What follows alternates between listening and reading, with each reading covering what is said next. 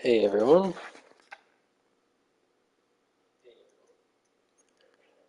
Shawshank Redemption here, getting ready to go for a sixth straight championship for the Pacers. We're halfway through the 91-92 season, and the record's 41-2.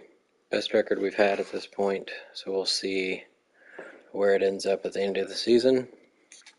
We had 3 All-Stars. We've got 2 injuries right now, so Stockton and Reggie will be back soon. So until then, we've got Peyton and Rice starting, which is fine with me. Rice is actually better than Reggie now somehow.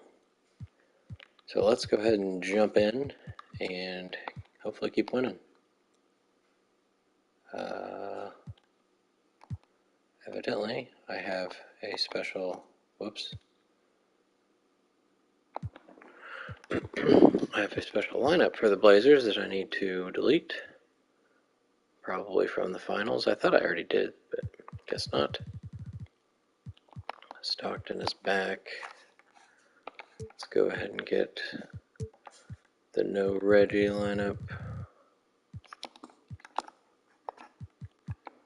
ready to go. Is 10-man. We've got Mark Eaton playing 6 minutes. I guess, yeah, Sally can stay down there. We're gonna give Stockton a few more minutes off, I think.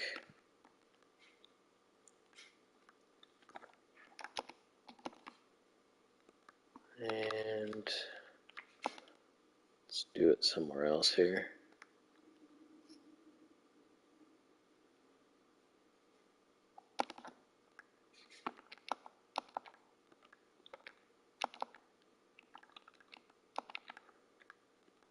It's quite the domino effect here. Give Ewing some of his minutes back. Do something like that for a couple games, at least till Reggie's back, which should be soon, it looks like. Gotta delete that game plan. So it still did it, even though I said adjust. So I have no idea what happened. Might have been a totally different lineup. Now Reggie's back, ready to play the Knicks. How about that? Let's get Maxwell down here. Although Del Curry's been really terrible. He's barely shooting 30%.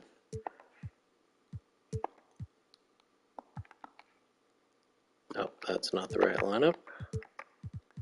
It's this one. Alright, I think I'm going to take Curry out because his percentage has actually gone down even more. I'm going to put Fox in.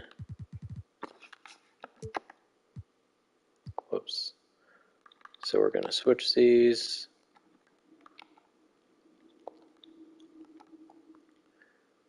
And now give Gary Payton a few more minutes. We need probably Reggie not to play so much after his broken leg.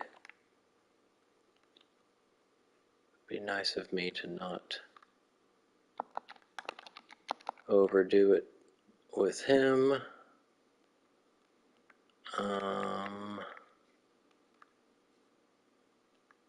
Where else can we help him?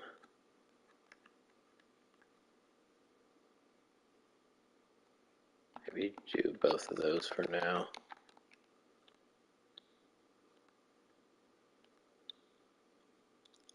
And maybe one more rest for Stockton. Try that.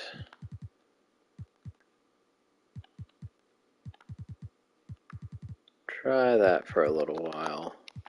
As long as Mark Eaton keeps playing well, I'll keep him in the rotation over Tyrone Hill, but as soon as he's not doing well, he's still shooting 50%, get 2.5 blocks per 36, that's good stuff. So we are now down to a 9-man again. Beautiful. Let's beat the Knicks. Alright, 4 wins post All-Star break. We're up to 45 wins. There's a 32-point win over the Suns, who are 20-26. Ewing, 31-10. Glenn Rice, nice game in the starting lineup. Gary Payton only had 4 points, but didn't miss a shot. He only shot twice. There's Del Curry, what he does, 1 for 8. Wow, that's rough.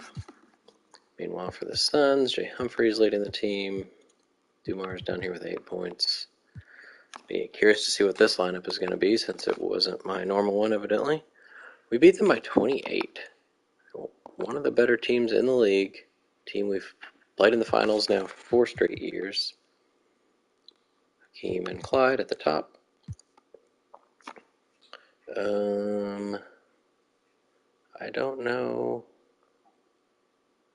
And it looks similar. Curry played more. Although this was before Stockton came back too. So, I don't know. Rick Fox did not do well in that one. Peyton fouled out. Rodman 10 and 17, 3 steals, 2 blocks. One of his best games I've ever seen him do here. Then 15-point win over the Knicks. Ewing dominates the Knicks. Kellogg with a nice game. Reggie's return. No threes, but gets 18 points. Stockton almost a double-double. Rodman only 3 rebounds, fouled out in 19 minutes. So now Mark Eaton's not in the rotation, right? Because Sean Kemp, he fouled out in 11 minutes. Wow. That's why Ewing played 5 more minutes. Bernard King, we got Larry Johnson. Still probably going to be Rookie of the Year. And a 23-point win over the Timberwolves. Another 30-point double-double for Ewing. Reggie with a nice game again. Gary Payton, Kellogg not so much. Stockton, nice. Rodman and Fox did make a shot. Rick Smits with a 2010 game. Pooh Richardson coming off an all-star appearance. Gets a double-double. I think I'm just going to leave that. Let's keep going. Got to scout some people.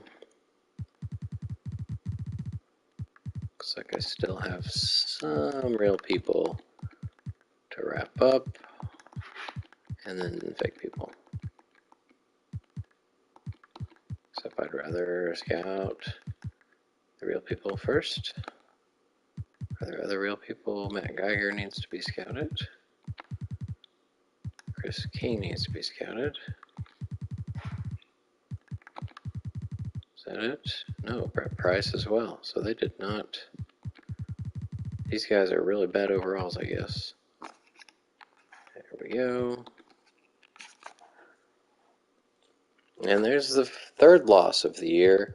So we've lost to the Spurs by 13, the Hornets by 2, and now the Mavericks by 4.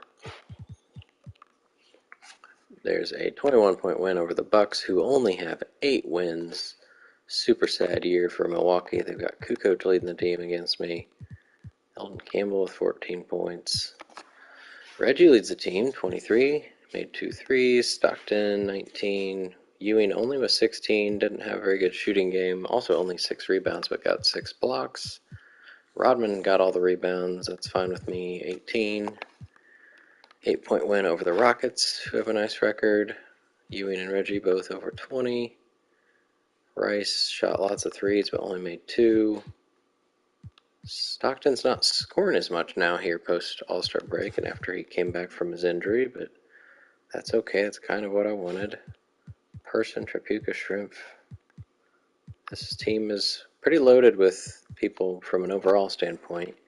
39-point win over Michael Jordan's Heat. Couldn't stop Ewing, Rice, or Kellogg. Reggie was pretty good. Rodman, 10 rebounds, didn't shoot. That's fine. Stockton got 18 assists in that one.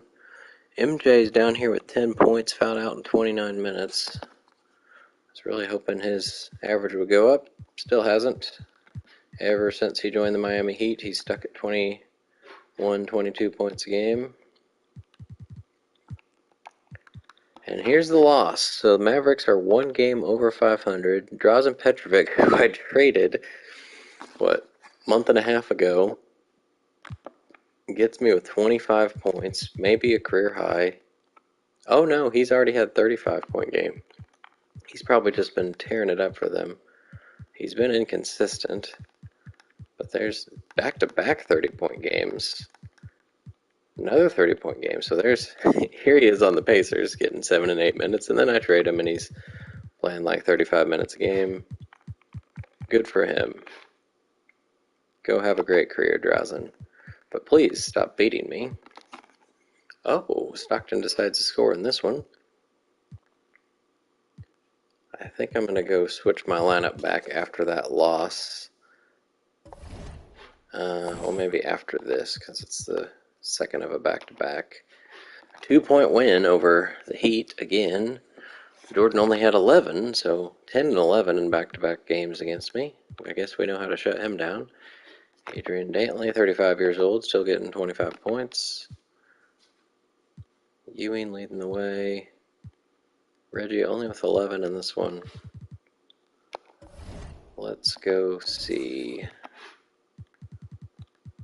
Let's see if Reggie's been doing good overall. So February, he's shooting a pretty good percentage, really good at threes.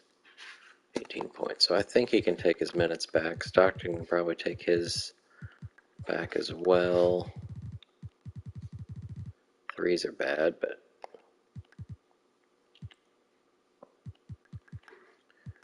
and then Rick Fox, how's he doing? 42%, still better than Del Curry, so that and he actually plays some defense. Surprised Tyrone Hill's not mad at me after trading for him. That's who we got. And a future first for Drazen. So let's go ahead and load the normal lineup, and then we'll switch Fox and Curry. And maybe there's 1 minute. Yeah, let's give Peyton 1 over Reggie. Save that as my new one.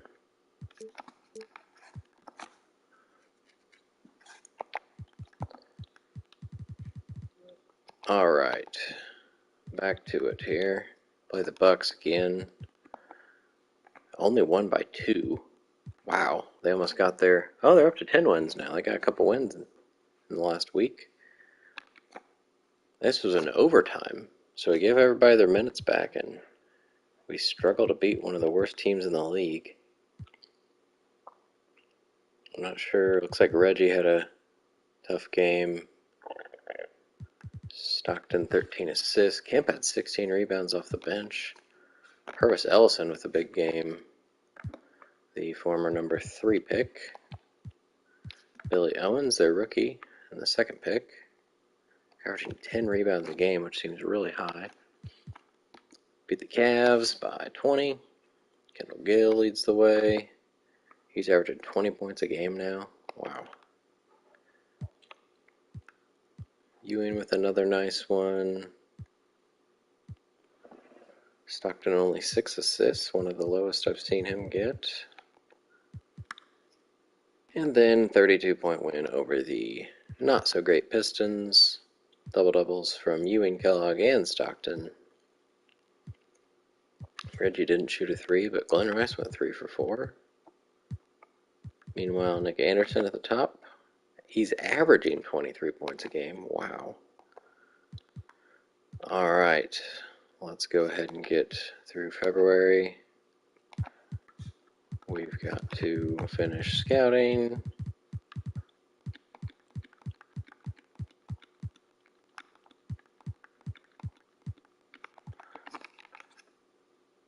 Glenn Rice is hurt,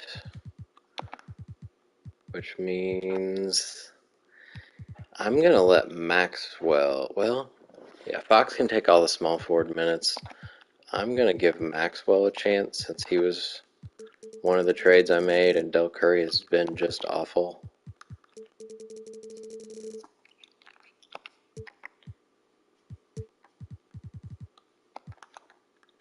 Let's switch Fox, and then Maxwell.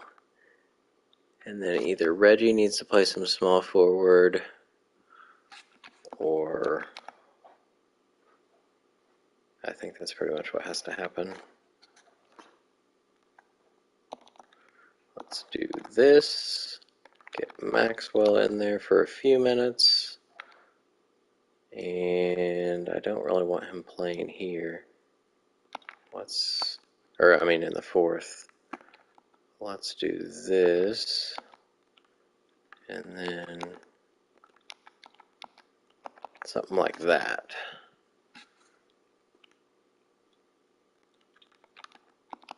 Actually going to give Stockton a break too. So Fox is at 25. That's a lot of minutes for a rookie who's barely played and hasn't really done a lot. I think I'm going to give Rodman. Let's give Kellogg one there. Rodman one here.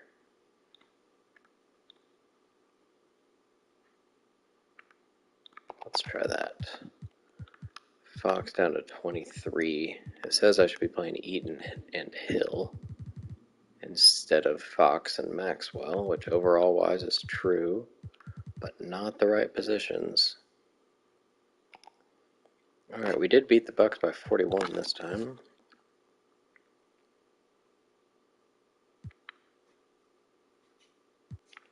I guess I didn't have any. It didn't stop me about the contract extensions. I don't think I had anybody eligible. So that's fine. Beat the Bulls by 10. They are not very good. Reggie only 9 points in this one. Rodman with 13 boards. 3D gets 24 on me. I was so close to trading for him when I was doing my trades there with Petrovic and whoever else I trade. Mark Bryant, I think. Dikembe as a rookie getting 4 blocks on me. So close to a double-double average. 9-point win over the Hornets. Ewing, double-double, only 7 for 20 though. 10 rebounds for Rodman.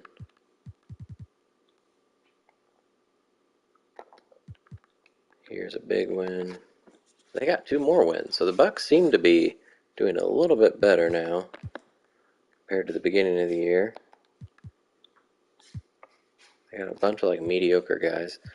Reggie leads the team, 2 threes. Ewing only with 13 points. So this is the game Rice got hurt in, and then turn around and beat the Knicks by 11. Kevin Johnson gets 23 points. Looks like he might be starting now. No, he's just playing a lot of minutes. 28 minutes off the bench. Muggsy must still be starting. Stockton leads the team. So here's Fox and his big minutes. Goes 2 for 10. Oh boy. Maxwell 1 for 3 in limited time. I don't feel like Rick Fox is ready for this type of playing time, but we'll see. The Kings got a new coach. Ronnie Cycli broke his ankle. I think those guys were already hurt. Board races, we got Ewing and Stockton leading the way. Drexler and Olajuwon trailing behind, and then Worthy averaging just crazy amount of points. Rookie of the Year, Grandmama leading the way. 6th man, Willie Anderson. Nice. He's had a very, very good career in these 4 seasons. It's his first year not starting after coming over from the Bucks. Skiles won 6th man last year, I believe. Coleman coming off the bench. Did he last year? He was the 2nd pick. They have him and Danny Manning, so I guess they don't know what to do. Ewing now 1st and Defensive Player of the Year. He won it last year. Nick Anderson, I would agree with that. He's averaging almost 7 more points.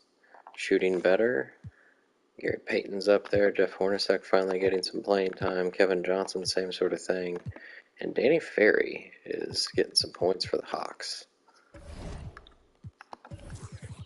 New players of the week. No Pacers. So Barkley and Olajuwon, Gil Johnson, Ellison Worthy, Sabonis, and Drexler. Player of the month is Patrick Ewing. So without getting a player of the week in the month, he gets player of the month.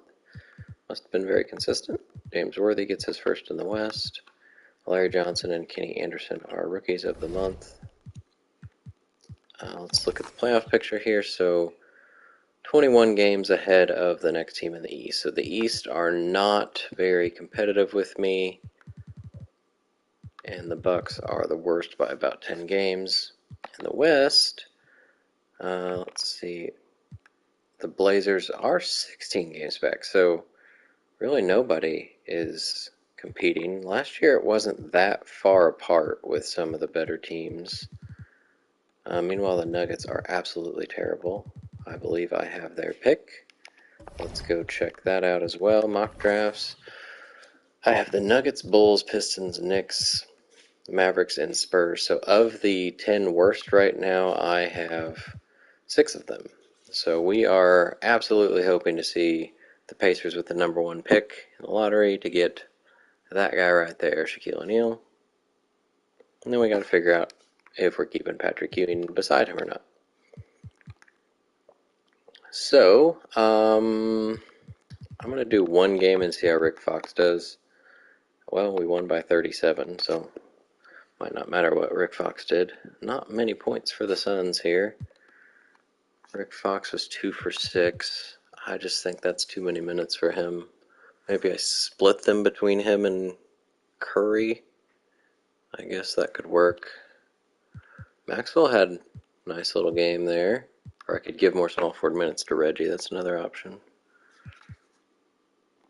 Let's go. Rice is still out 1 to 2 weeks. Rodman could actually take a few more minutes as well. I've been kind of avoiding that. Let's give, well, has to take away from Fox. We could do this, and then that, and then give Rodman that one, and I'm going to do the same thing there. Kellogg can get a few. Alright, let's give Del Curry another chance, I guess. Let him play these minutes. And we'll just stop there. Let him play in the first half and not depend so much on rookie Rick Fox. So now we're 10-man rotation. Hopefully not for very long, maybe this week. There we go, as I said. So Rice comes in.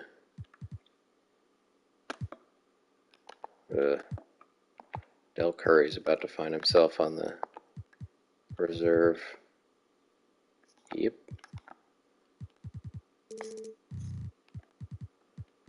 Alright, now we're back to the normal lineup, but we're going to give Rice, take a few minutes away from Rice just because he's coming back from injury.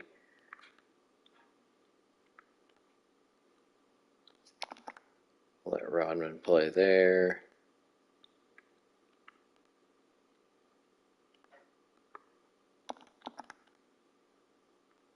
Something like that.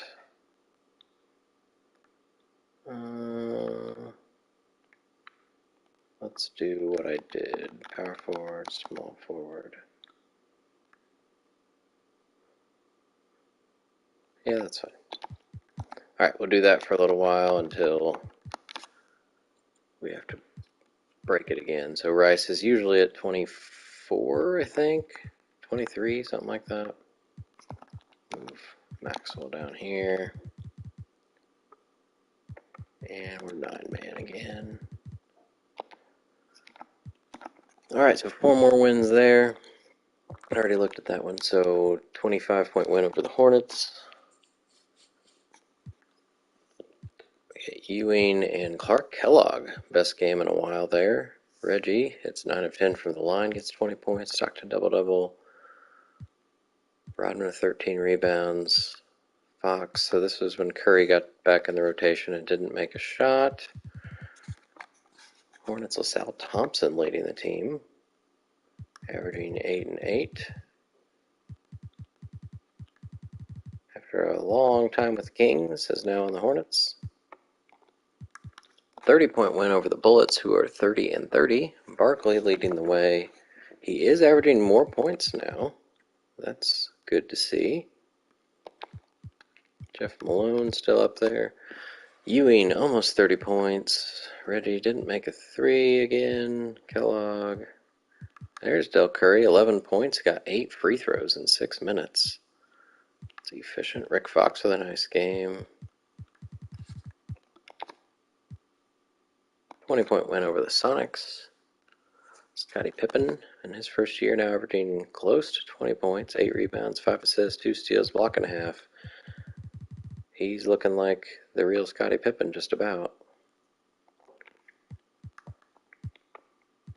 Ewing and Kemp, wow, Sean Kemp off the bench, 24 and 7. Stockton is not getting as many crazy assist games, I don't think, as he was pre-All-Star break. All right, let's get through. How many more weeks we got? 6 weeks to go. Let's get halfway through March. We should be just about done scouting. I think we scouted all the real people at this point, so now we're just filling it in. 4 more wins, up to 64 and 3. Beat the Lakers by 8, one of the best teams in the West. Ewing 32 and 10. Kellogg only 2 rebounds, but still got 20 points. Stockton, right after I said about his assists, he gets 21, but 2 for 13 shooting's terrible.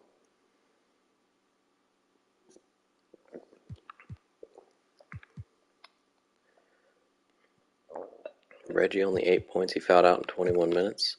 Meanwhile, James Worthy, just a scoring machine. We did force 7 turnovers from Magic. My gosh, his average has gone up even more. He's shooting 58%. He was scoring a lot for the Lakers before he left for Denver, but oh my. Coming back post Kareem, he's scoring a lot more.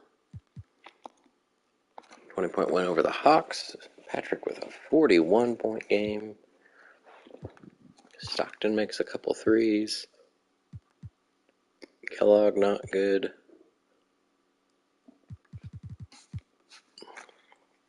Sabonis. We've got a 19-point win over the Pistons. Kellogg and Ewing had great games. Gary Payton, almost a double-double off the bench. We got to give Rice his minutes back now, I think. It's probably about time for that. Brian Williams leading the team in scoring. 16-point win over the Sixers, who are not doing so well in Moses' final season. He is trying to retire, which he already tried last year, and I saved him, so I cannot save him again. He's shooting much worse, but still playing pretty big minutes. Reggie leads the team, so not anybody really breaking out in this one, but oh my, 2 for 16. That is probably the worst shooting game I've seen from Patrick Ewing in his 7 years so far. He's averaging barely more points than last year. His career high rebounds, still shooting 53%. So Patrick Ewing is good stuff. Let's go give Rice his minutes back. I assume he would like those. He was averaging 25, but he also started some. So he can get back. He is shooting just amazingly. Reggie is not going up. He's uneasy. I'm not sure why. He is averaging 4 fewer points. Huh. Is anybody else mad? Rodman's not super happy, but Reggie is by far the worst. That is weird. John Stockton is really, really good. Rodman might be unhappy because he doesn't get to shoot. Oh my god, he's still at 40%. I was so close to trading him. Kellogg's percentage went up a little bit, I think. It was 45. He was mad last year, but I think it had something to do with his contract. So now he got a new contract and he's happy. Gary Payton off the bench. He can't make a three, but stats are looking good. Sean Kemp is just amazing. He's about ready to start over Kellogg. Fox is now down to 40%, so not much better than what Del Curry was doing when he was playing. But there's nobody else I can play those minutes. I guess Rice can play some shooting guard, and then let's try Maxwell again. Why not? Let's load the normal rotation. Then this becomes Maxwell. But actually, he needs to play when Rice is in, preferably. I guess Reggie can be small forward, whatever. Whatever. We can do it that way. I don't really want him in the fourth quarter, though. I guess he could play these, and then Reggie plays those. Oh no, that took away from Rice, though.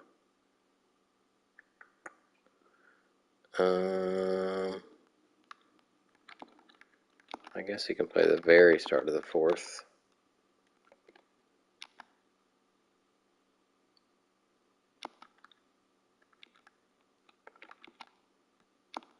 Whoops. Oh, that was right. No, it's not. I gave minutes to Steve Kerr for some reason. That's supposed to be Maxwell over here. Alright, we'll try that. I'm going to give Ewing 1 minute break somewhere so he's not dying. Let's do it here. Kemp's been playing well, so. Alright, giving Maxwell a chance now after Fox didn't do terrible, but I'd rather somebody shoot better than 40%. Well, Steve Kerr could get a chance too. I did have him playing some when Stockton was hurt. Alright, 9-man, perfect. Let's get through here. 3 more wins, 67-3. 30-point win over the Celtics. Rice gets his minutes back and gets a 20-point game. Reggie Miller gets 8 assists. Kellogg was good. Stockton 2 for 10. Not great. Maxwell makes his only shot, gets a couple rebounds, couple assists. I like it. Larry Bird still averaging about 20 points. No signs of retiring right now, although in real life this was his last season. 26-point win over the Sixers. Lando Woolridge scores no matter what team he's on. Started with the Bulls, then the Bucks, then the Knicks, then the Hornets, and now the Sixers. Might be their leading scorer unless I don't even see Ron Harper. Harper must be hurt. Ewing and Reggie. 5 of 6 from downtown altogether. Rice only had 5 points though.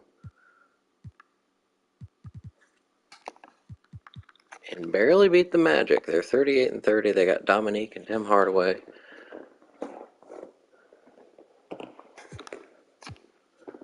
But it was John Suddenville leading the team, getting 3 3-pointers. He is just a 3-point machine. He's been 40% nearly every year. Super consistent. Has played a lot no matter what team he's on. Dominique's barely averaging 20 points now. Thank you. Yeah, this name-wise, this team's looking crazy good. Glenn Rice, 28 points off the bench. Obviously, not all of these guys are going to hit their full potential because they're all playing with one another. But that's all right. All right, let's hopefully, I think this is the last scouting trip.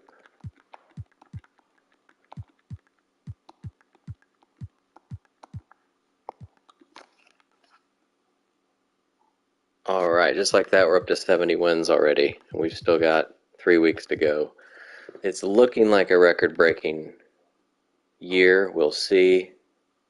Yeah, the off-season is going to be a little definitely interesting.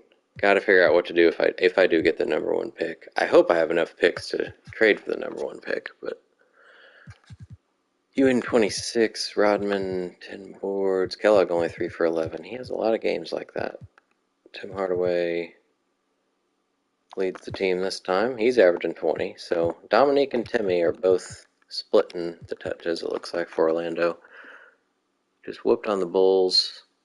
Dennis Scott led their team again, averaging 21 points a game. Stockton leads. Tyrone probably should be in the rotation.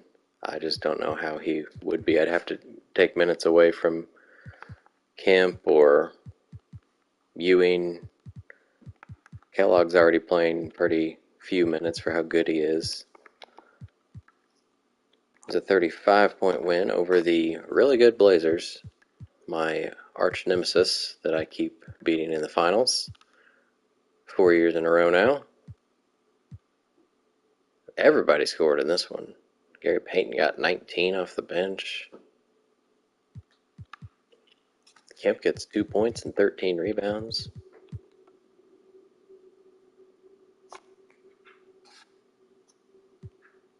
Drexler gets 30. Olajuwon only had 11 points and 2 rebounds. Not sure what's happening to him. All right, I'm going to go see. I forget what my best record has been. Was it 8 losses? League history. Well, I guess I can go to here while I'm looking. So if I look here, I've been 73-9 3 times. So we started in 83-84. We're absolutely terrible. Trade you, yeah, I could get more 93 draft class picks. That's very true. I don't know, it's hard to trade the 5-time champion, 1-time MVP, I guess 3-time finals MVP, something like that. So we were bad, we were not so good, and then we got Patrick Ewing and we won 60 games. And we've won 70 every year since. Yes, sir, I am. From the Indy area. So we are looking for 74 wins to break the record. And we've got 9 games to do it. I'm pretty confident in that. I don't know if I want to. I guess I might as well just push it to see how many I can win. If I get 75, which I can't imagine losing half of these games, so let's just go. I'm not going to change any of the rotation. We're just going to go right into it. Of course I say that, and I lose 2 games in a row. So the first loss since February 16th. A month and a half without anything. We lose back-to-back to the Heat, which is Michael Jordan. It's a 21-point loss. That's not good. 12-13 for Stockton. Reggie was not good. Who fouled out? Reggie fouled out. My bench players led the team in scoring. They scored 41 points in the fourth quarter. Wow. Michael Jordan with 26. His average is up a little bit. Kevin Willis with a big double-double in his first year with the Heat. And then the Bulls, who are just terrible, 27-49, beat me by 15. Dennis Scott continues to get 20 points every time we play them. Dikembe Mutombo gets like twice his average. Everybody scored. Johnny Newman got 20. Kellogg with 22.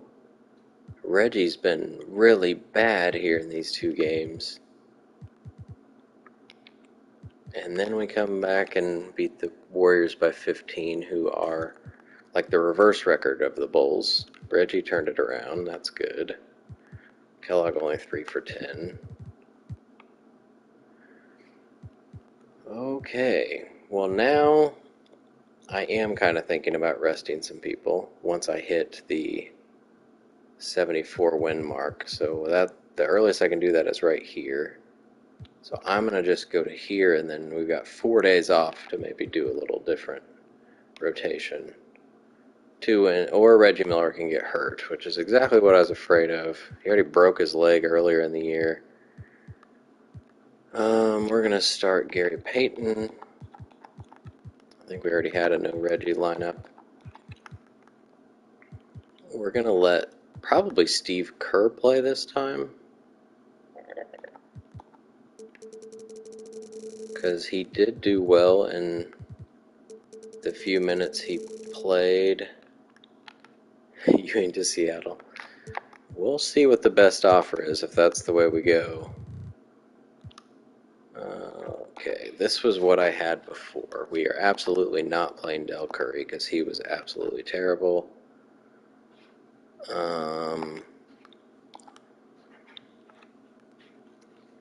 We could put... Well, I guess Rick Fox can play his 6 minutes. That's fine. Why did I have to have Eaton in? I didn't. I did that because Ewing was hurt at the time or just coming back. So let's... That should be Kemp. I think this was Rodman.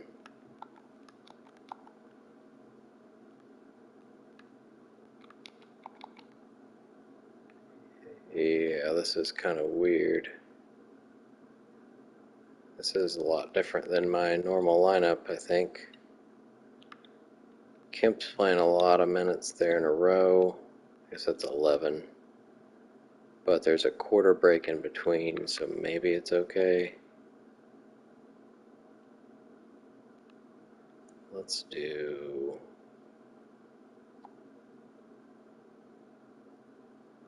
Oh gosh.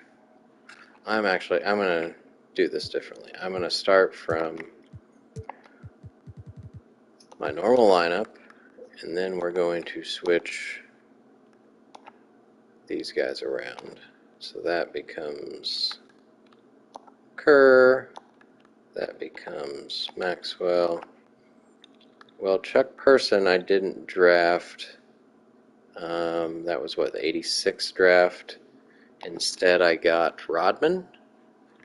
And Tisdale, that was the 85 draft, right? That's when I got Ewing. So I decided to get a little different people in that one, because I wanted to be better than what the real Pacers were. So this is going to be Peyton, Maxwell.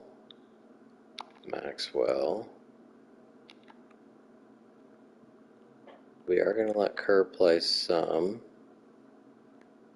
Maxwell is not playing shooting guard, or small forward, I mean. We're going to do Rodman, which means power forward here.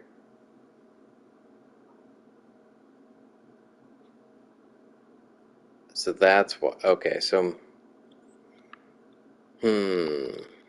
that's why I had Fox playing instead of Kerr. I guess that's what's going to have to happen. So this is Peyton, Rice, Fox. And then let's do this.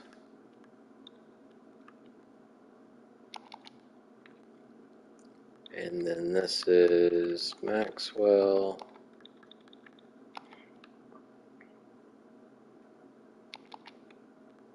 So Peyton's in at point guard everywhere. Stockton is not. This can be Fox.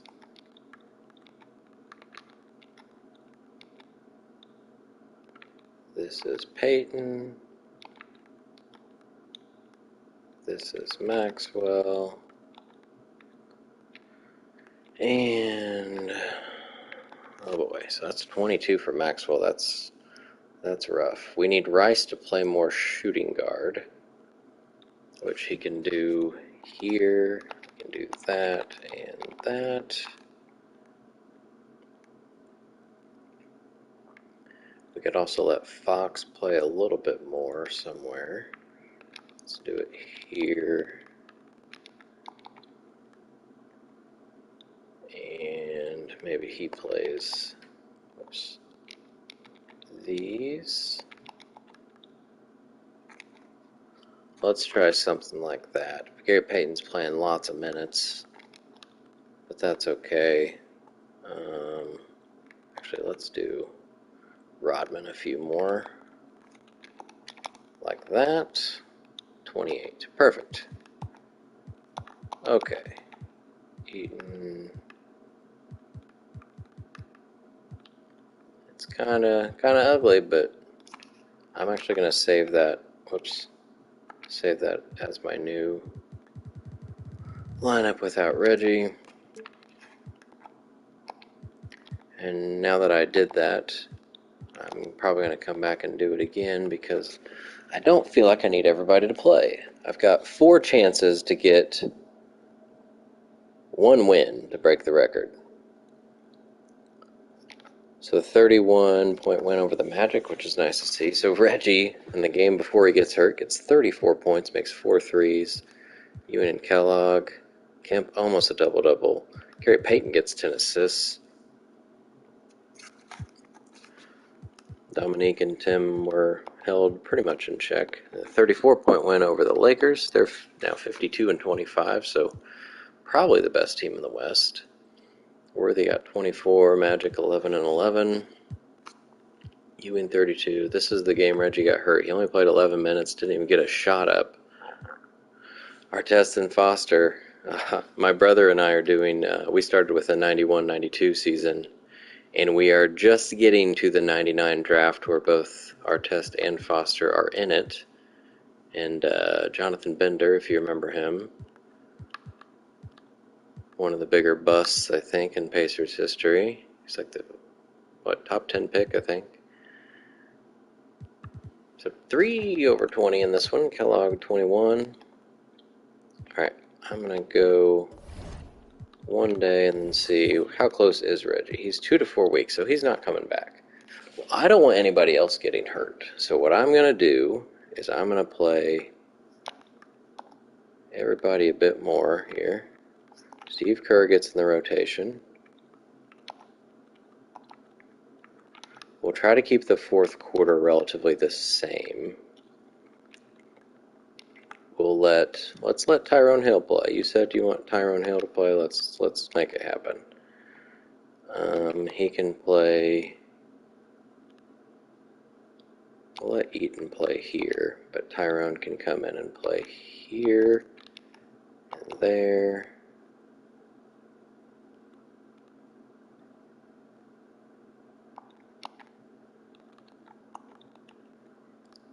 There we go. So 2nd quarter, although Stockton needs to not play that much.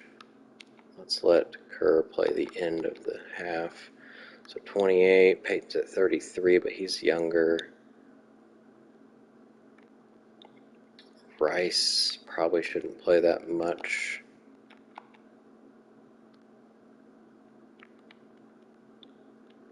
Let's do that. Oh, I didn't take any from Ewing yet. Ewing probably should take some rest. Let Eaton can play 1 minute there. How about that? 2. He can come in 1 minute earlier there. I don't want him to lose out on MVP. That's part of the reason I'm taking him way down. So let's try that for this first game. We've got 12 people playing some minutes now. Actually, now that I said that, let's see. Is Ewing still first? He is. Clark Kellogg is in this now. Wow. he zoomed up there. Team record definitely has a lot to do with the MVP standings, I would say. You don't really see people on bad teams in that. Let's see, defensive player. Ewing's still first there, too. So I don't want to cause him to not win those. So let's see. This will be the record breaker. We've been 73-9 3 times before. Can we get the 74th victory over Larry Bird and the Celtics? Yes, we can, by 27.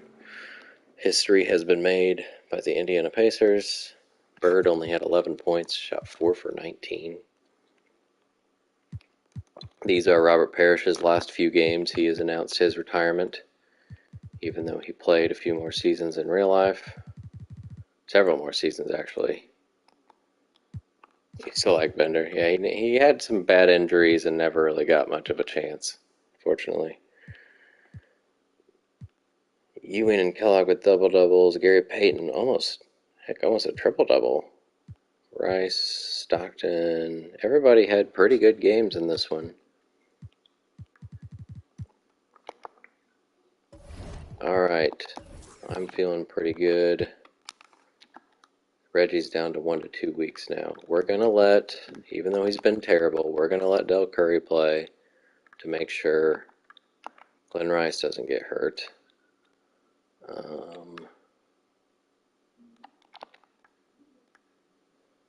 Who else needs to go down? Probably should take more from Ewing. And maybe Kellogg. Let's let Tyrone Hill play here in the fourth quarter, I guess. We've tried to keep that relatively clean. Let's do that for a game.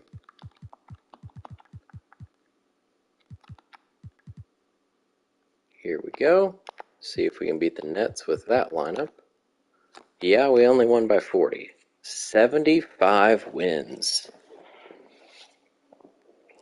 No, we've not been broadcasting that one. Looking back on it, maybe we should have. I am the Magic in that, and he is the Pacers. So started with the 91-92 teams. So he did have Chuck Person, not Wayman Tisdale, because he was already on the Kings at that point. I think so. So Ewing, Kellogg, and I am so in that one, the Magic. I just won I think my 5th championship in that one as well. Keep beating the Pacers in the Eastern Conference Finals, so it usually comes down to him and I in the conference finals. And the Magic have been dominant. I do have Shaq in that. I got the number 1 pick in 92, and then actually got the number 2 pick in 93 and got Penny Hardaway. So got relatively close to the real Magic. Alright, let's keep taking some minutes away to make sure people don't get hurt. Let's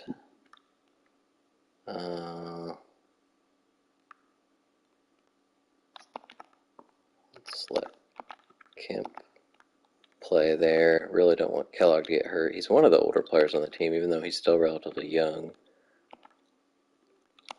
Let Stockton have more of a break. Peyton doesn't need to play so much in the fourth. And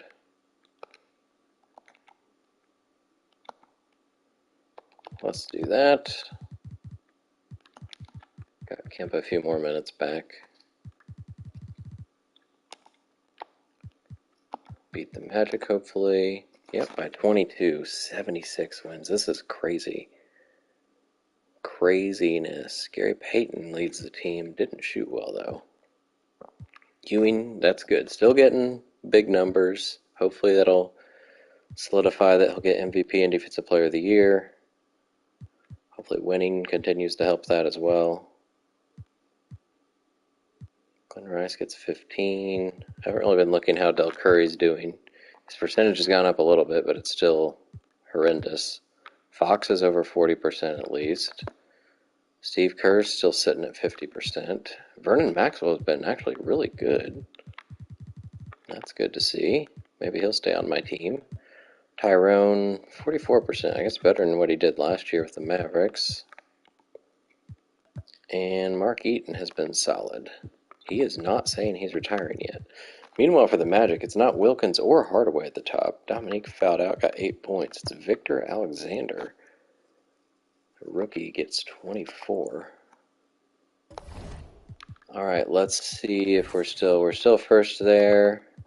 We're still first there. So I hope that it shouldn't matter what happens in this game. We are going to let everybody play a bit more. Let's let Tyrone Hill play a bit more.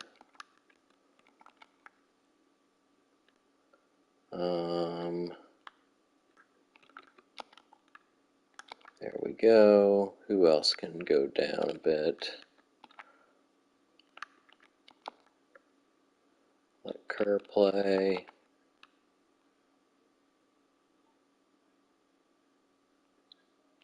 That's good enough. For the final game, going for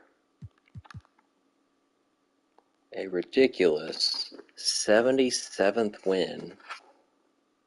Let's simcast this thing.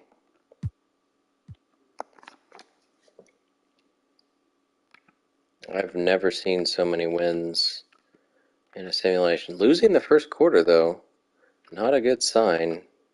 Uh-oh. We're going to be stuck at 76 wins, I have a feeling.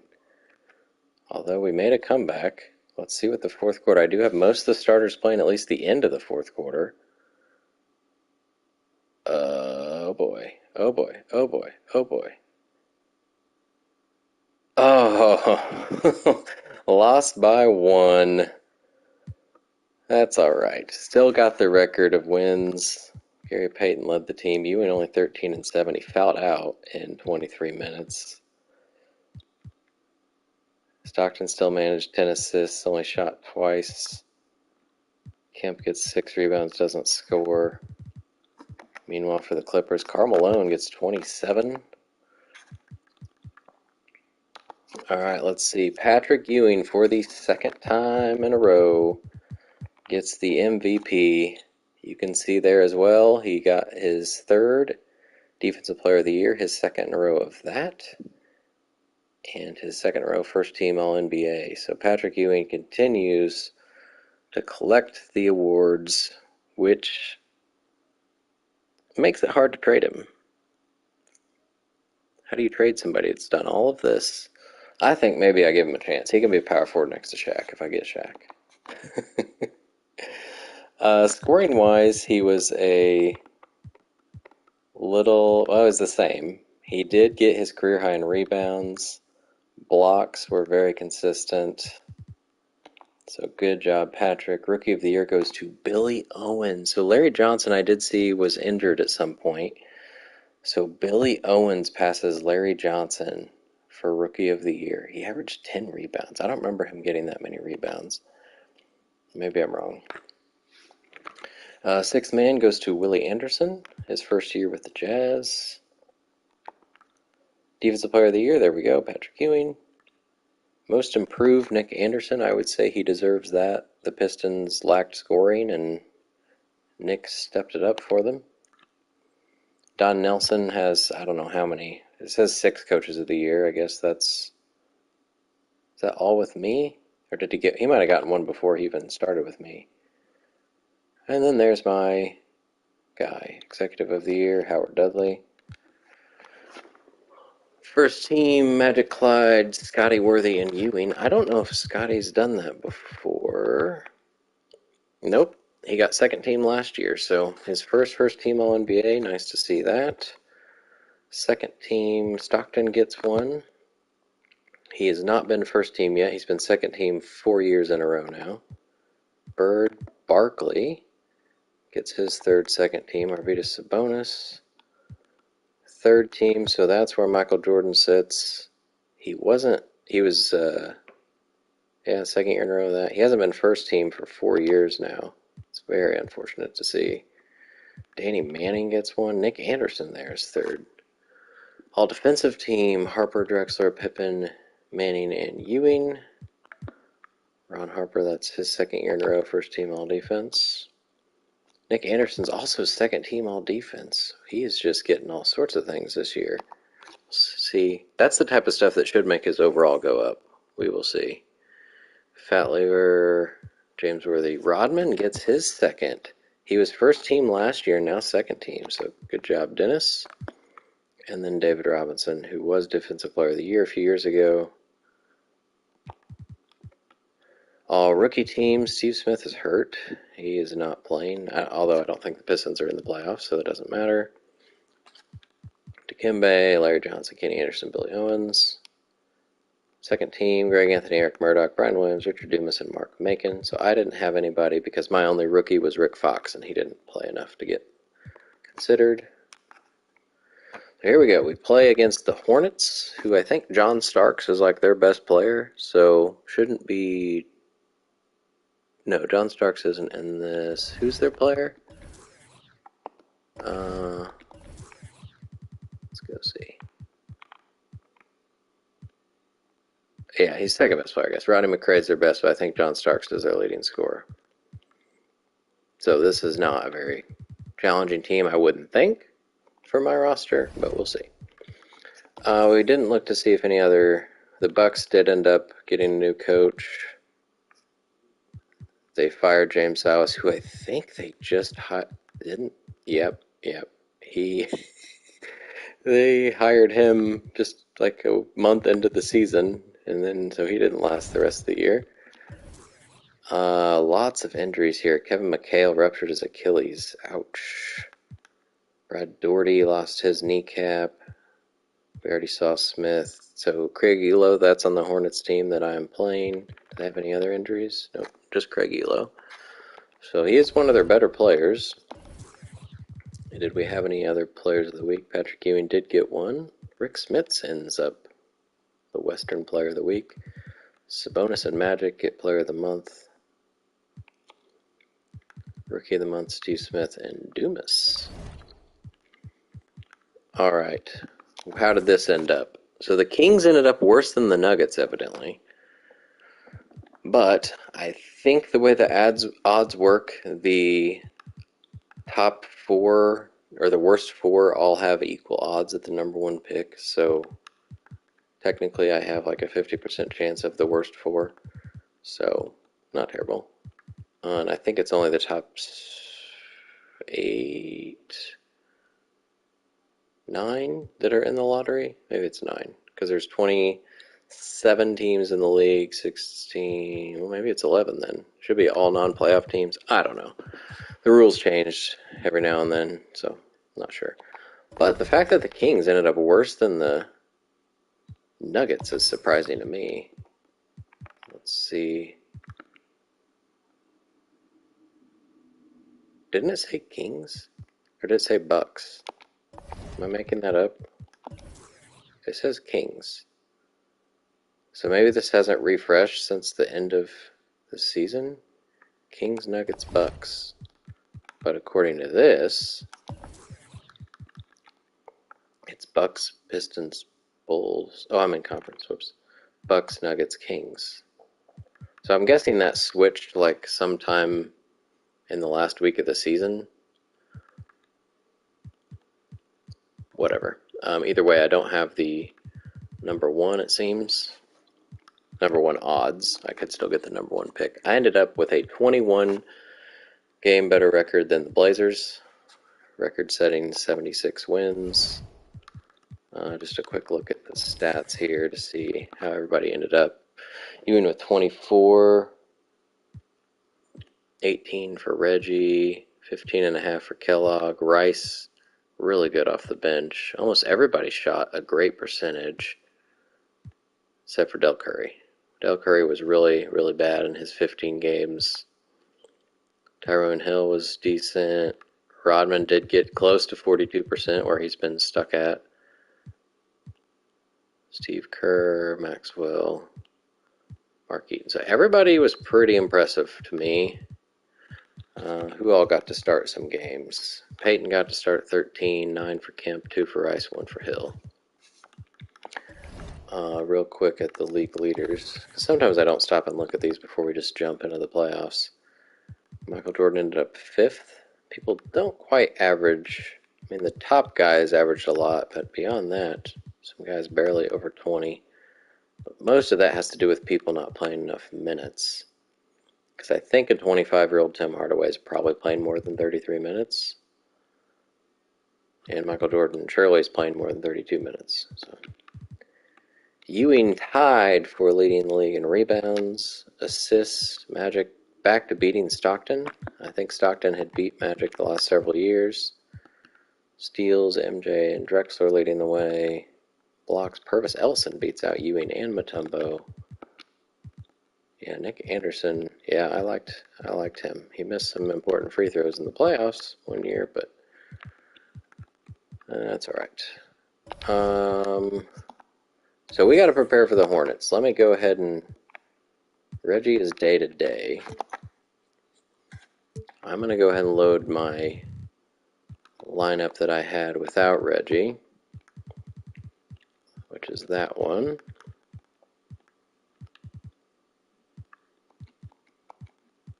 Do that. And then, whoops, we are 9-man, right?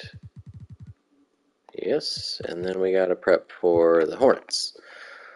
So again, they don't have Craig Elo, but who they do have is John Starks, who I am going to try to limit his threes because it says he's an A+, and I feel like I want to put Gary Payton on him to try to shut him down wherever Gary Payton is. There he is. They have Gilliam. Elo is hurt. They have D. Brown, but he's only 75. Charles Smith is not much of a shooter, so we can game plan a little differently against him. Armstrong's not very good. Rodney McRae is overall wise their best player, but I don't imagine he's going to go off too much. Sam Bowie shouldn't be much of a threat, nor LaSalle. Larry Drew, decent point guard. Theus is pretty old at this point. Buck Johnson. This is definitely an 8 seed looking team, I will say. I don't think I need to change any of my points of emphasis here. We will just keep the same strategy that we just won 75 games with, or 70, what was it? 75, 76? I even forgot now.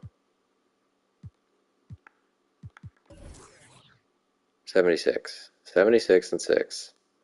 Holy moly. It says the Lakers are my number one rival now instead of the Blazers. That doesn't make much sense. All right, we're going to go ahead, I think, and sim game 1 against the Hornets. And Reggie Miller's back. I am actually going to leave him out for now.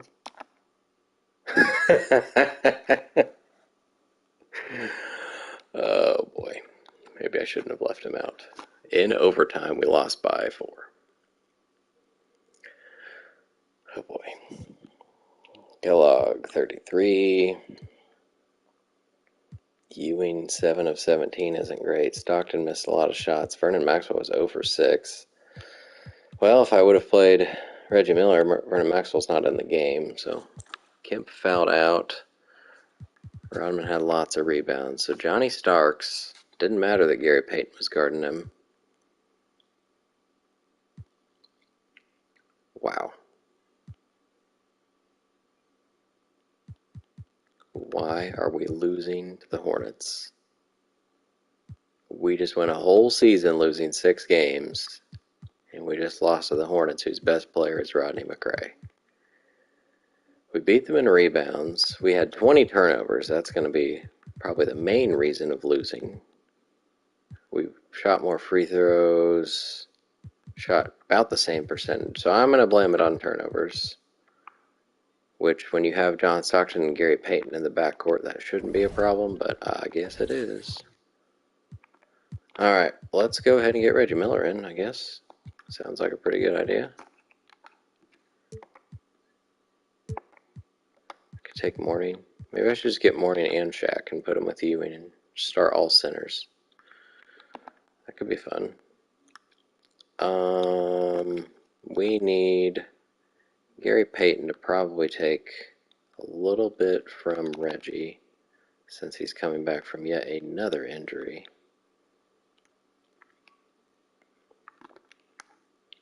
I'm also going to let Ewing play even more, because why not?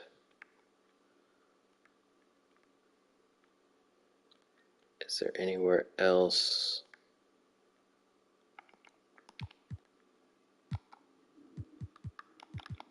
So Rick Fox is going to get it, get the minutes. We're going to put Maxwell down because he was really bad. I guess I should save that as my new playoff lineup. And then apply it to the Hornets, who didn't get any new injuries. Whoops. We got to get Reggie active in order to make that work. I can't believe we lost a game. It was a home game against the Hornets. Get Maxwell down there. There we go. Okay, game 2. Let's do this a little differently. Oh no. What is happening, people? What is happening? Lost by 2. Oh my god. Ewing and Kemp with 20-point games. Reggie was awful, just awful. Rice was not very good either. Kellogg didn't shoot well. Rodman had a big 4 rebounds and fouled out in 21 minutes. Oh no. Sam Bowie scored 30 freaking points. Oh my gosh. What is he doing? That would be on Patrick Ewing most of the time. The Defensive Player of the Year, now 2 years in a row. What is going on? We shot again around the same percentage. They did beat me in rebounds this time. Turnovers weren't a big deal. They actually had more than me. They led by 20 at some point, so looks like the first quarter they just got out the gates much better than me. I don't know what to do right now. I guess everybody's got to play big time minutes. Let me go see team stats. Is there anything I need to do differently? They're shooting 6th best. They don't shoot that many threes, but they're making a pretty good percentage of them. I'm not fouling them a whole lot. Offensive rebounds, they're 4th, but I'm 1st. Defensive rebounds, I'm doing just awful, but they're last. So rebounds, they're not doing that well. I'm getting a lot more assists. They're getting a lot of steals and blocks. Sam Bowie getting 13 blocks. Fouls per game. They're not even fouling as much. They're getting second chance points. Points in the paint. Okay, well, we're going to have... Oh no, what happened? Sometimes it seems to just randomly switch this up. We're going to let... Oops. Patrick Ewing probably play 40 minutes.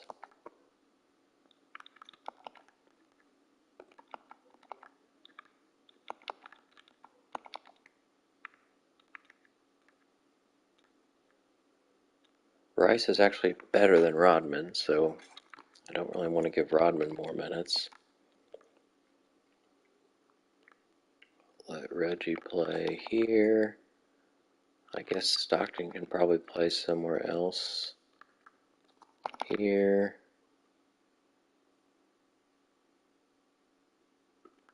This is craziness. I could probably, let's maybe go 8-man. Fox doesn't need to play. Let's do, whoops, like that. And then Kellogg can take one here.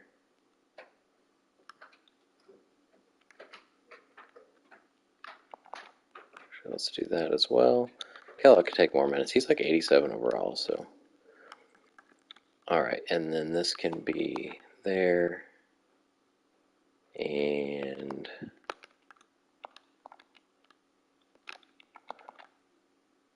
like that. A little 8-man rotation there. Looking decent. Please, guys. Can we not get swept by the 8 seed after winning 5 straight championships?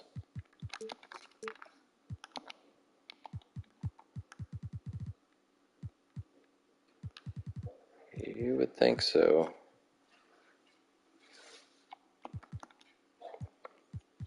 Alright, 8-man. Now we go to the Hornets.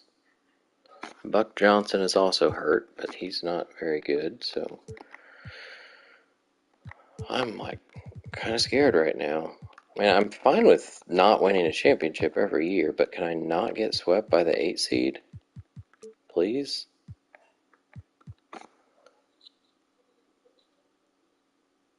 They've won by, what, 2 points every time? Or 4 points was the first game, maybe?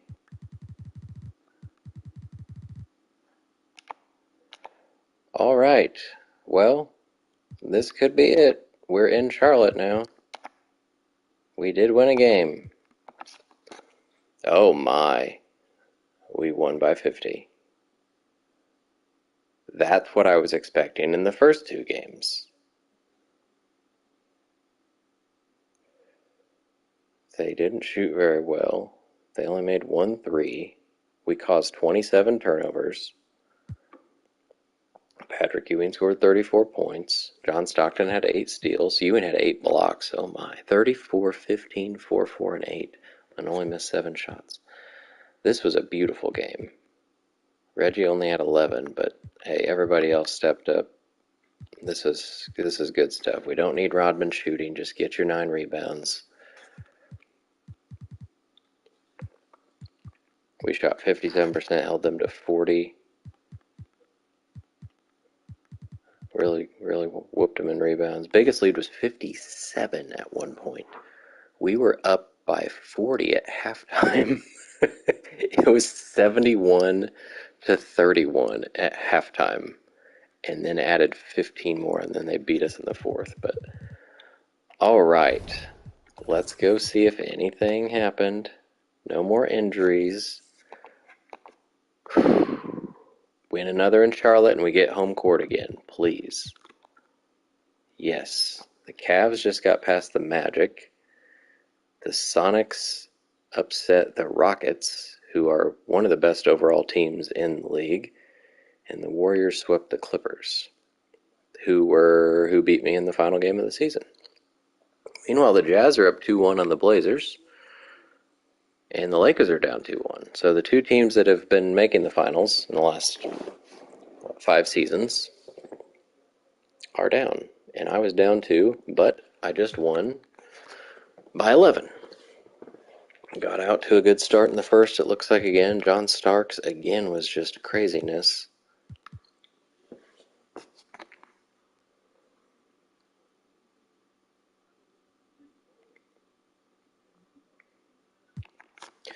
Ewing 37-15. Give him 40 minutes and he knows exactly what to do. The fact that none of these guys are fouling out too is kind of impressive. Reggie Miller doesn't know what he's doing now in the playoffs for some reason. Rodman decided after shooting once last game he wants to shoot 8 times so he can miss 7 of them and both his free throws. Gary Payton wasn't very good. Kemp was. Rice was very good. Oh man.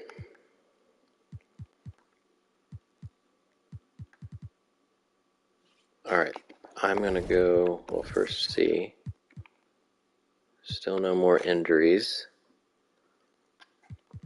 It looks like it doesn't want Rodman to play that much. It wants Payton and Rice to play more.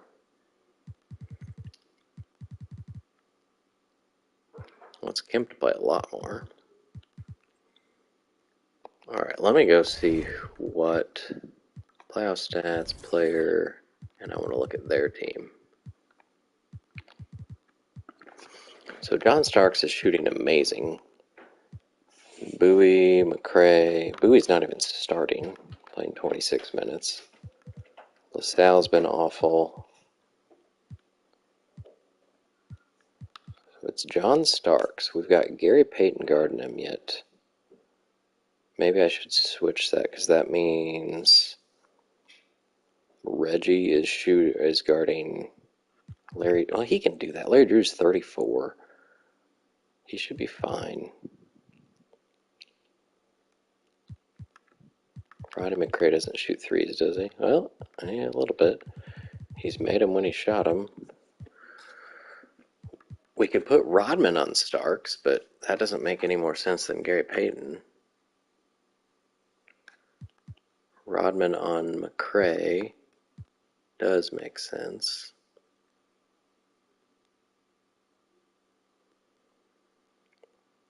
Whatever, I'm just going to trust.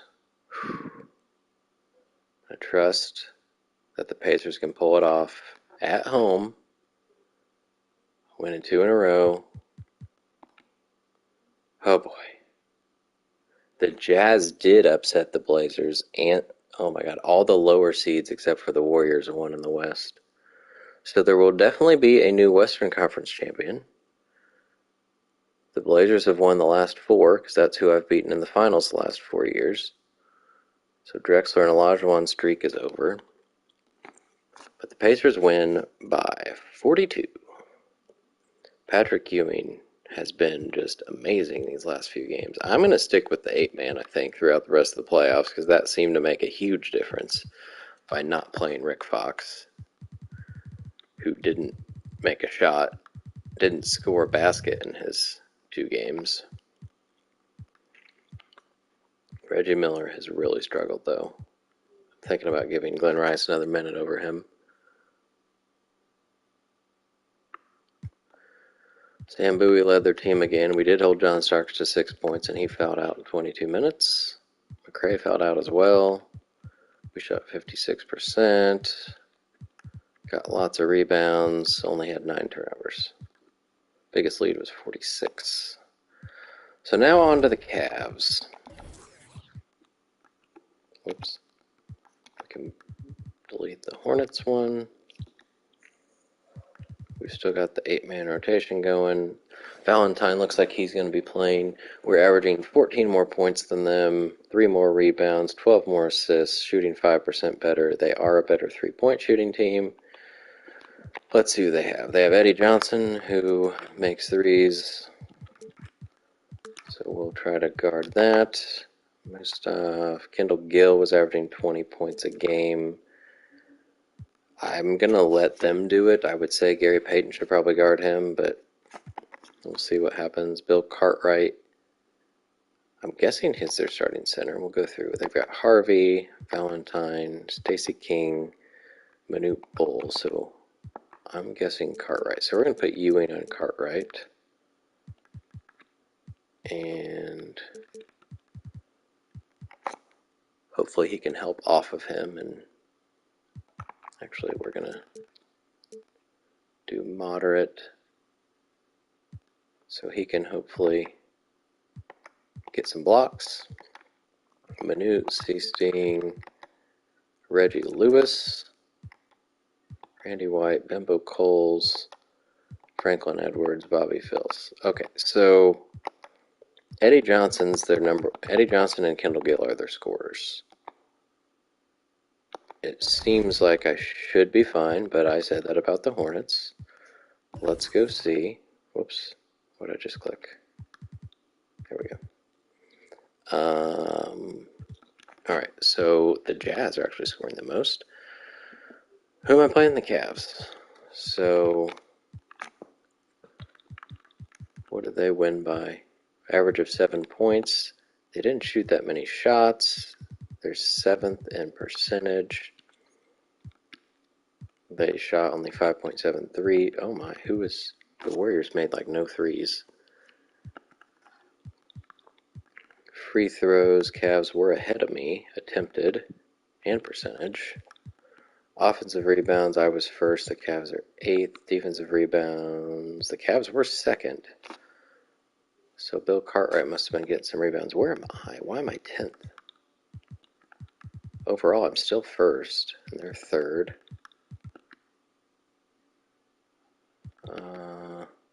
They're ahead of me in blocks. They got more turnovers than me, more fouls than me. I got more points off turnovers. They get more second chance points. And they're not so great at scoring in the paint. Alright, we're just going to go for it. 8-man rotation. Ready to go. Game 1 in Indy. Oh, I didn't even look down here. Nets and Bullets. The Bullets upset Michael Jordan in the Heat, so he just cannot catch a break. Michael Jordan. He was offended when the Bulls didn't match his contract offer, and now he's just a 22 point per game, barely in the playoffs type player. Although second seed, I mean, that's much better than he's been. I'll give him that. The Heat have been pretty terrible. Let's go. Game 1 is a victory by 38 or 36. I mean, Ewing, these games. I mean, if we just go look, ever since I put his minutes up, I mean, even the first few games he was good, but putting his minutes up, he's getting it like 35 a game, 15 plus rebounds. I love it. Rice, Reggie Miller, still only 13 points, but that's better than what he's been doing. 8 assists is a little crazy. Kellogg, 7 assists. We had a lot of assists. Rodman, 7 rebounds. If you're going to shoot 5 times and not make it, like, just stop shooting, please. Kendall Gill gets 19. Cartwright fouled out, so Manute played some more. Got 6 blocks on me. Eddie Johnson. They didn't make a 3 in this game. They were 0 for 6. All right. Let's go make sure there's no injuries. Nothing happening. Darnell Valentine's all the way back. Let's do game 2. It's a victory by 11. Ewing, 23 and 13, only missed 3 shots. Kellogg made 10 free throws. Reggie's playoff output has been much lower. He's averaging 12 points a game, not even shooting 40%. I'm not sure what's happening. He's actually playing more in the playoffs.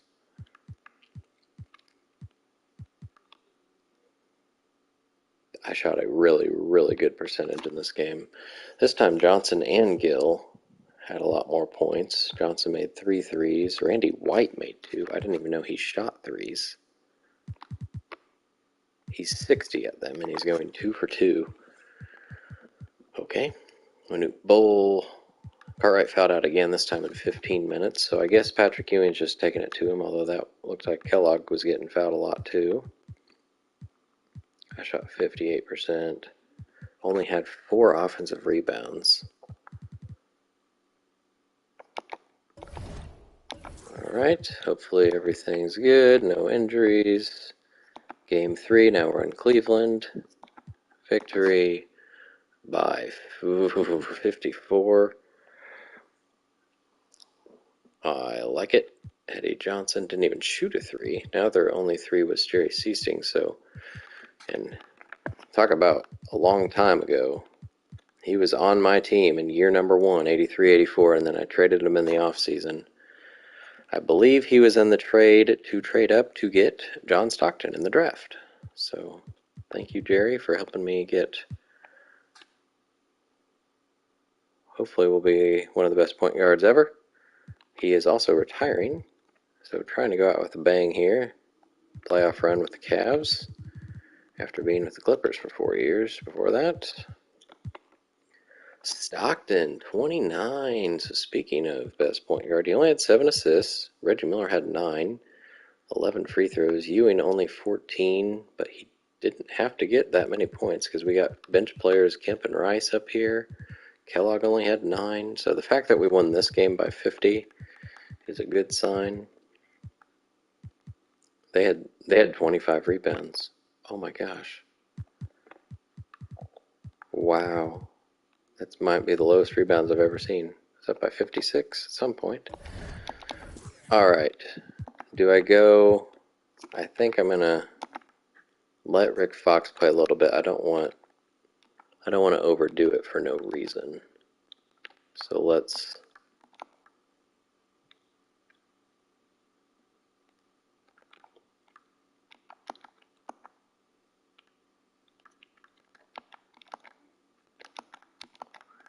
Whoops. It's not Rick Fox.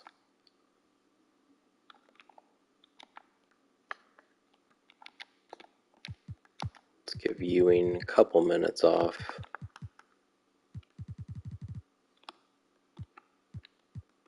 And then that's 9 man. Alright. Game 4 in Cleveland.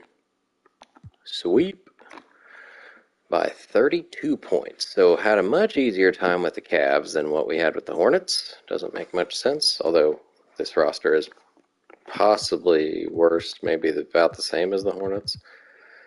Kendall Gill had a nice series, nice playoffs, averaging 20 points like he did in the season.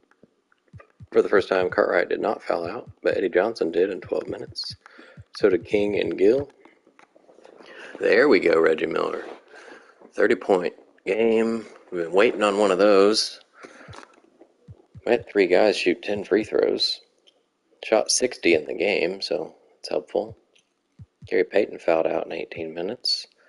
Fox did okay. Good stuff. They shot 1-3. They did shoot a better percentage than me, but had lots of turnovers and didn't get as many rebounds. Alright, so now we can get rid of that lineup. Whoops.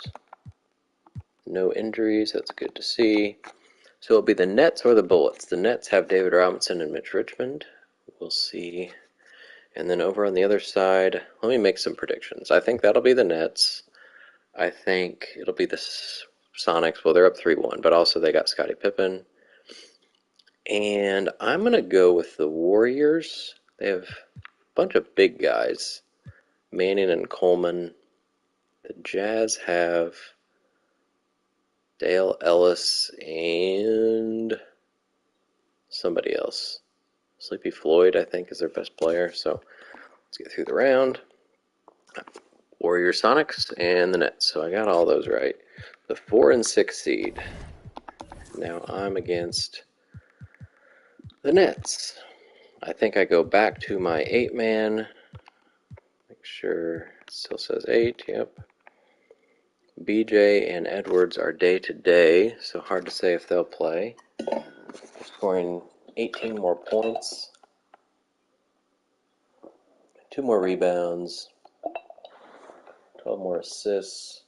Shooting better, but not quite better at threes. They have a pretty good lineup for what I recall. So Dawkins is their backup center. They got BJ, need to try to limit his threes. Liberty, Buck Williams is 87 overall. He's not really a scorer, so Clark Kellogg's pretty much going to be guarding him. David Robinson's going to be guarded by Patrick Ewing.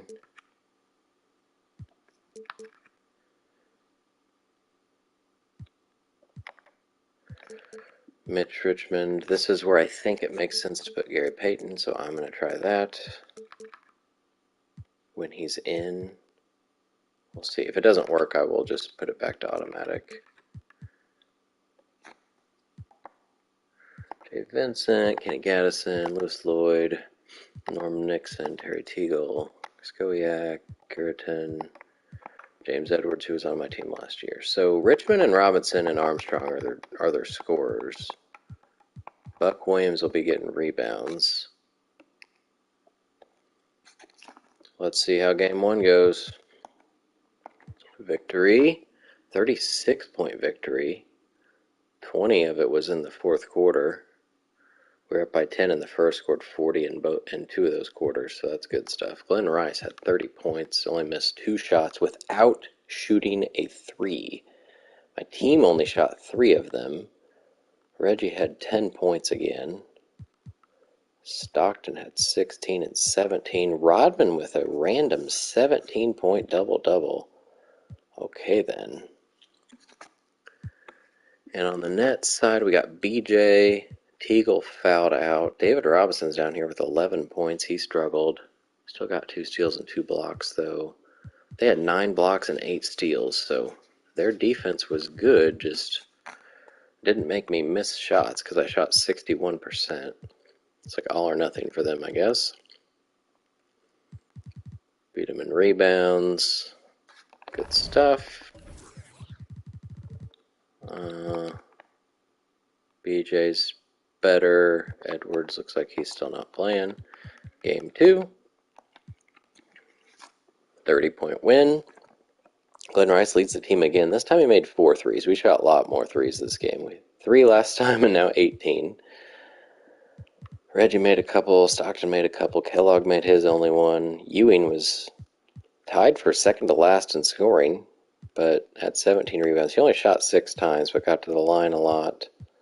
Rodman got 13 points. He's deciding to score against the Nets for whatever reason. Richmond, David Robinson now 16. Only played 31 minutes for some reason. Gaddison fouled out this time. They shot 1 3 and it was Richmond. It's weird. They did shoot a really good percentage, but had 24 turnovers. So they never led in that game. I do like looking just to see if they have any other injuries, because if like Robinson or Richmond's hurt, then I might change my rotation a bit. Alright, let's see if we can do the same thing in New Jersey. We sure did. Whoops, I don't want to play. It was in overtime, a 7-point win in overtime. Richmond and Robinson both had great games this time. Only 7 rebounds, though. Buck Williams was getting him 13. He had 4 steals. So a tough game in the Meadowlands.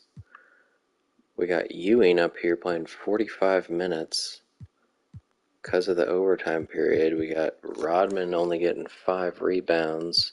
Triple-double. I just totally missed that. Clark Kellogg got a triple-double.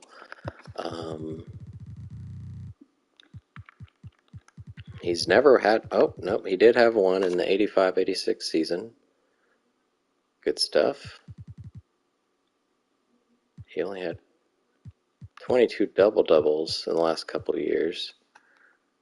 Almost half of the games in the playoffs have been double-doubles for him, but he's also playing more minutes, so that'll do it. Reggie with 23. Nice. They shot better. Didn't have as many turnovers as me this time. Game 4. BJ is all the way back. I think I'm just going to stick with... Well, let's see if there's anything I can do to help. Maybe take 1 from Ewing here. Give him a little break. And same with Stockton.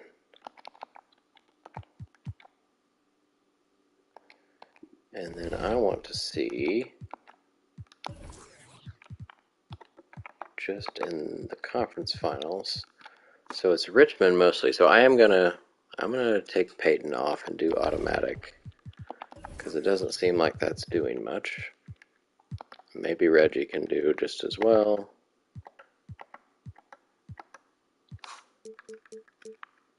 Automatic, there we go. Game 4. Boom, back in the finals.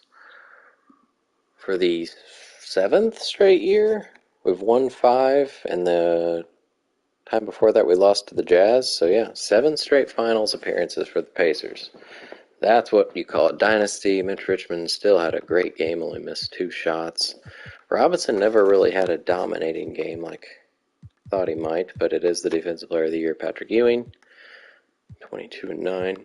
Reggie shot lots and only made a third of them. Somebody fouled out. It was Ewing. So Eaton and Hill got to play some random minutes down here, thanks to the wonderful logic of 2K. And that's only shot 3 threes. With Armstrong and Richmond, I would have thought they'd be shooting more threes, but Richmond didn't even shoot one in that game. Alright, so we can delete that. Now we await, no injuries, good stuff. We await the Warriors or Sonics. It is the Sonics. So Scottie Pippen joins the Sonics and takes the 6th seed to the finals. They have no injuries. We're averaging 15 more points, 2 more rebounds, 3 more assists, 2 better percentage, and much better threes. I think we're going to go with the lineup that was working wonders. They've got Xavier McDaniel, Cleveland, Lionel Simmons, Watley is their starting point guard, I believe. Polynice might be their starting center, so hopefully Patrick Ewing can help off of him. Ogman is a rookie, LeBradford, Scottie Pippen. So that's going to be Dennis Rodman as much as possible. Fred Roberts, Michael Curry, Elston Turner. This is not a great team. They traded for Gene Banks because they got rid of Jack Sikma mid-season. So McDaniel, Watley, and Pippen, are those the only guys over 80? Yeah, McDaniel's not even 80. He's 79. Okay, well, we're going to hope that this isn't so tough. Just to show you history. We haven't swept a finals yet. So, first time in many years we haven't played the Blazers. But we beat them in 5 and 5 and 7 and 6. Beat the Lakers in 7, and before that we lost to the Jazz in 7. So looking at this roster, I think this is the one we have the most chance of sweeping. But we had a heck of a time with the Hornets in the first round, so let's see. Game 1 is a victory by only 1 point. Came back in the fourth quarter to win it. Kellogg leads the team. Ewing, I was hoping, would just have some dominant games against Olden Polynice, but I don't know. We'll see. Reggie continues to struggle. He's still not shooting 40% for the playoffs. Rodman almost a double-double. Kemp wasn't very good. So if Reggie has a better game or Kemp does better, it looks a little different. So Watley, Simmons, and McDaniel. It's not even Scottie Pippen in the top 3. He only shot 8 times. I don't think, none of these guys really shoot threes. Looks like Watley, he's 50 at them, so even if he did, I wouldn't care. I don't think McDaniel shoots many, does he? He's 67 at them and shot 35% in the season. Well, Rodman on Pippen seems to have helped. But these other guys did pretty well. Polynice did foul out, which means I guess Fred Roberts was playing center. Yeah, I think he's the only other guy here that could do it. They shot better than me. They made their only 3. Who was it that made it? Oops. Al Lavelle. I did beat them in rebounds. I had way too many turnovers.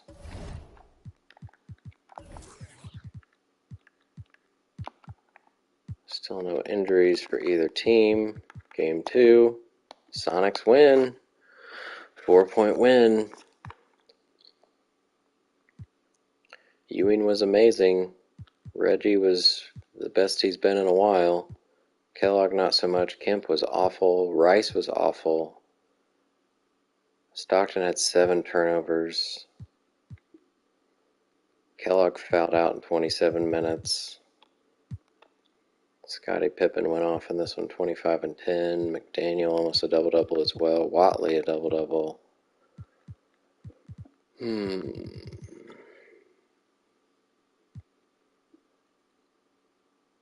If I put Rodman on McDaniel, That puts Kellogg on Pippen, and I don't like that.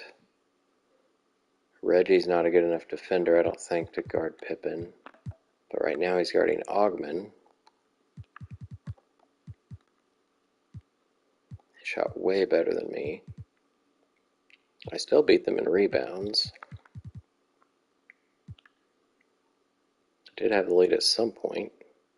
Maybe in the third quarter.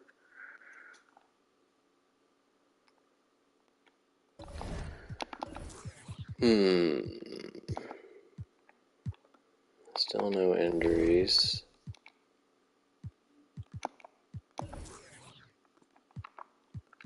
So in these two games, Ewing's awesome. Reggie has stepped it up a bit. Sean Kemp needs to lose some minutes, it looks like. For whatever reason, he is struggling.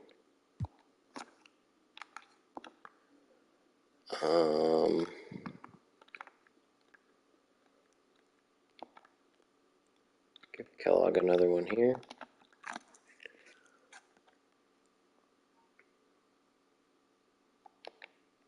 And then maybe Rodman needs to play more. If Pippen's playing a whole bunch, I feel like Rodman should be playing more. Although if he's playing more power forward, there we go. And that means somebody's switching off to guard McDaniel, which would be, in this case, Rice, which isn't terrible.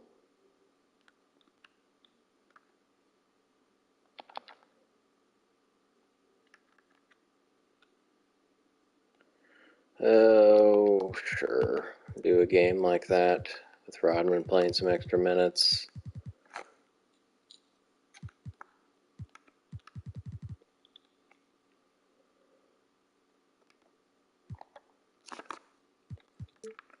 Switch that to auto.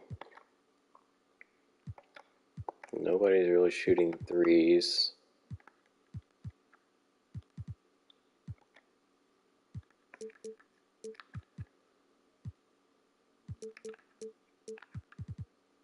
I feel like we should be able to leave Olden pretty well.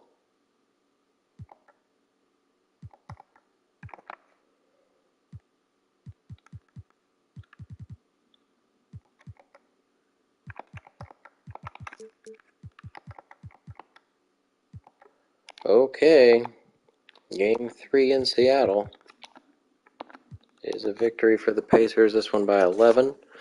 Scotty still did really well. He is having definitely his breakout season. He wasn't bad for the Suns last year, but played a couple more minutes for the Sonics and gets to be by far the star player.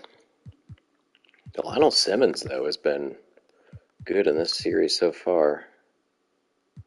McDaniel fouled out, that's helpful. Ewing a big game. Reggie with 30 made 5 3-pointers. That is unlike what he's been doing so far. Stockton with a big double-double. Rodman with 14 rebounds. Peyton 8 assists. Rodman was 1 for 8 from the line. Also Peyton fouled out. I shot 60%. They almost did.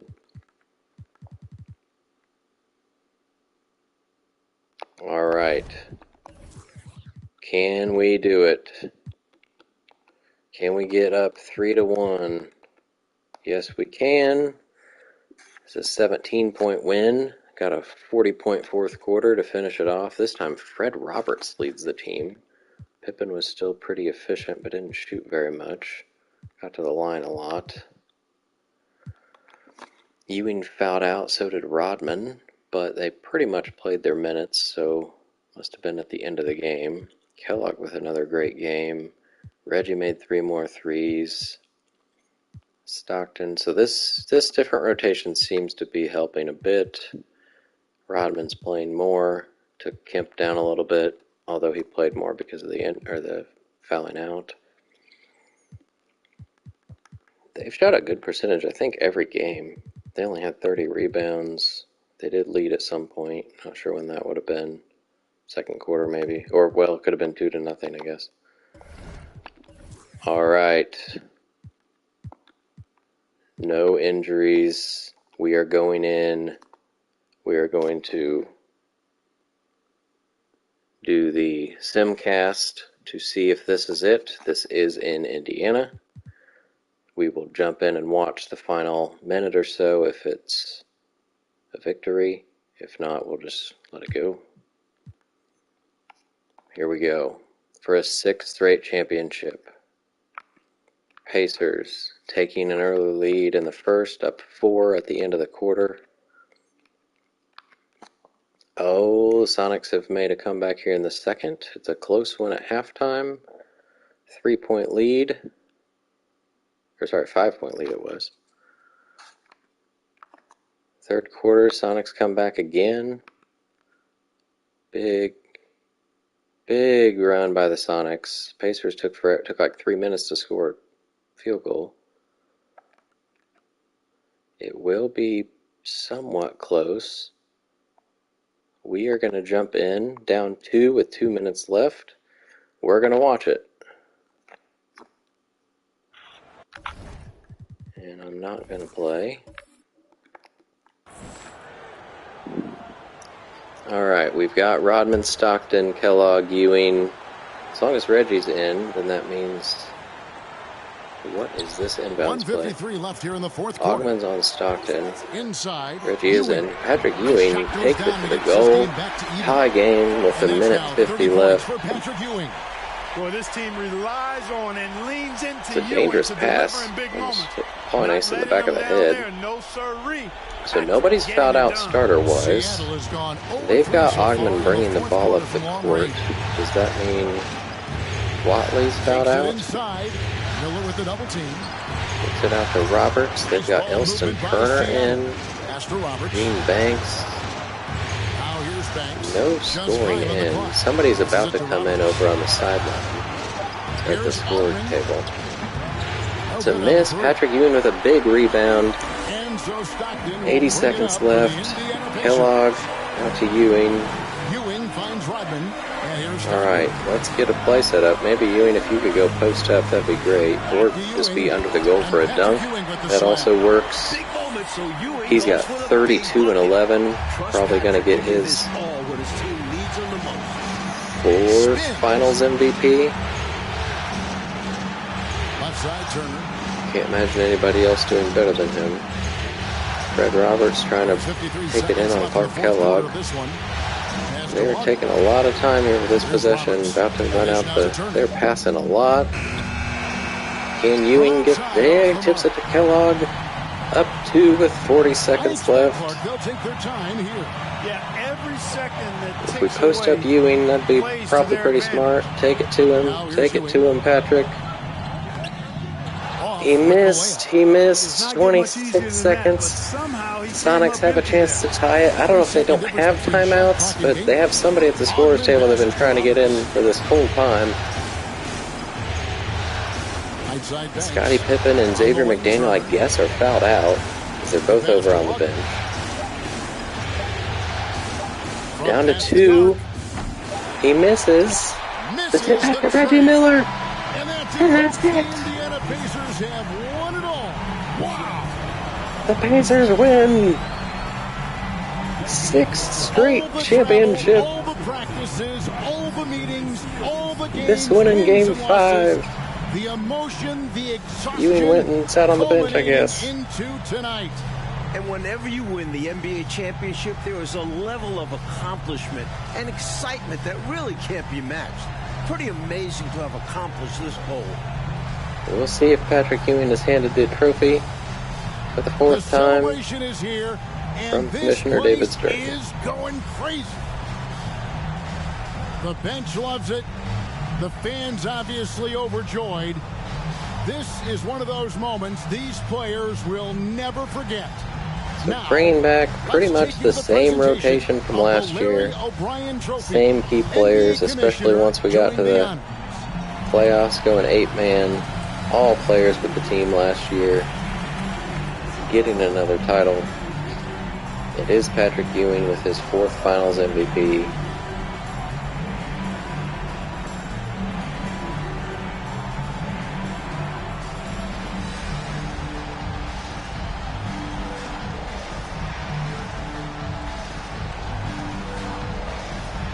to see. He's the only one that scored, I think, when we watched it. Cool stuff. Well, I was a little scared in that opening series against the Hornets. There are Ewing stats, 28-13. Steal, 2 blocks, 58%. Kellogg also had a double-double, 21 and 11. Kemp came back and did pretty well. Peyton was good. Stockton only made 2 shots. Miller was down here also making 2 shots. So my backcourt combined for 4 for 12 and 11 points. 11 points. Reggie didn't make a 3. Rice didn't do much either. So it was all in the paint. Ewing, Kellogg, and Kemp. Although Kellogg made 2 threes as well. Pippen did foul out in 31 minutes. McDaniel did not foul out, so I have no idea why he wasn't on the court at the end. Did he not start? He definitely started, so I'm not sure what's up with that. Watley did foul out as well.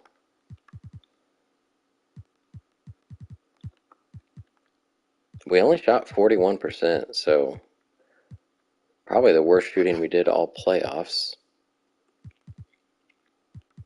They led by 10 at one point. So that was a close one. 6 straight finals wins for the Pacers. So Patrick Ewing gets his 2nd MVP in a row and his 3rd straight and 4th overall finals MVP for this dynasty of the Indiana Pacers.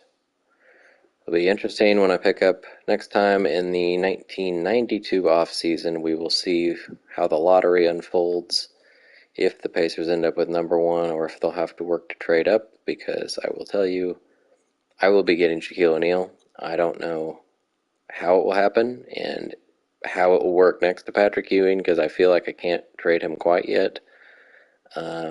He's just still so good. But I really want Shaq because he's my favorite player. So we'll see. Hopefully this has been entertaining. Go Pacers. Thanks for tuning in. Until next time, Shoe Shack Redemption is out.